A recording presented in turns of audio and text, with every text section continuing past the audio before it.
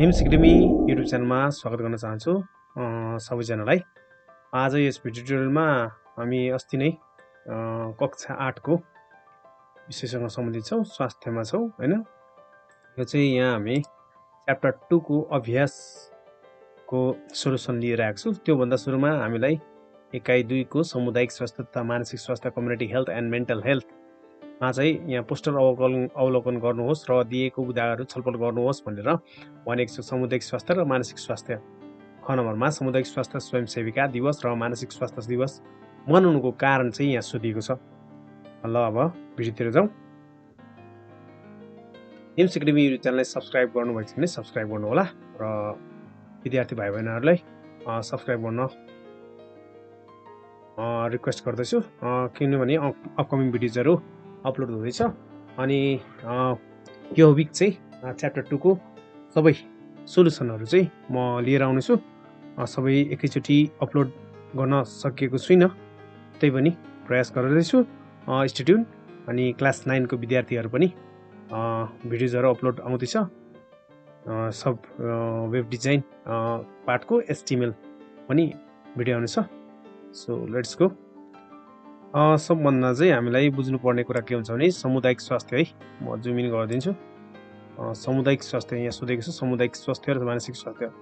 सामुदायिक स्वास्थ्य भनेको समुदायको मानिसहरूको स्वास्थ्य समस्या पहिचान गरी त्यसको रोकथाम, उपचार र सुधारका लागि गरिने सामूहिक प्रयास हो। यो ग्रुपमा गरिन्छ, यो एकल प्रयासले हुँदैन। यसमा सरसफाइ, पोषण, स्वास्थ्य, शिक्षा, रोग नियन्त्रण तथा स्वास्थ्य सेवा समावेश हुन्छ। यसमा चाहिँ यी कुराहरू समावेश गरिन्छ है। यहाँ हेर्न सक्नुहुन्छ। अब मानसिक स्वास्थ्य मेन्टल हेल्थ है। मानसिक स्वास्थ्य भनेको व्यक्तिको मानसिक, भावनात्मक र सामाजिक रूपमा स्वस्थ रहने अवस्था हो। राम्रो मानसिक स्वास्थ्य भएको व्यक्तिले आत्मविश्वासी, खुसी र समाजमा राम्रो व्यवहार गर्ने हुन्छ। यदि कुनै पनि मेन्टल हेल्थ स्टेट राम्रो छ भने कुनै पनि व्यक्तिले के गर्न सक्छ, आफूले निर्णय गर्ने क्षमता हुन्छ, उसले राम्रो र नराम्रो छुट्याउने काम गर्न सक्छ। त्यसैले उसले के हुन्छ, आत्मविश्वासी हुन्छ र उसलाई खुसी पनि लाग्छ र समाजमा उसले राम्रो व्यवहार पनि गर्छ। तर मेन्टल स्टेट राम्रो छैन भने उसले डिसाइड गर्न सक्दैन, उसले जे पनि जतिखेर नि गर्न सक्छ, उसको कामहरू बिग्रिँदै जान्छ। त्यही भएर मानसिक स्वास्थ्य पनि एकदमै खाँचो छ व्यक्तिगत रूपमा, जसले चाहिँ समाजमा के गर्छ, मद्दत गर्दछ, सामुदायिक स्वास्थ्यलाई राम्रो बनाउन हेल्प गर्छ।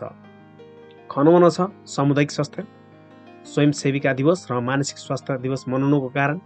सबभन्दा सुरुमा छ जनचेतना फैलाउनु। यदि पनि कुनै पनि मान्छे के छ, जनचेतना छैन, शिक्षित भएर पनि जनचेतना छैन भने ऊ काम लाग्दैन। अशिक्षित छ तर जनचेतना भएको व्यक्ति छ भने उसले समाजमा राम्रो काम गर्न सक्छ, उसले पोजिटिभनेस ल्याउँछ। त्यही भएर त्यसै कारणले सामुदायिक स्वास्थ्यमा के गर्छ, स्वास्थ्य स्वयंसेविका दिवस चाहिँ जनचेतना फैलाउने एउटा प्रमुख कारणको रूपमा लिइन्छ।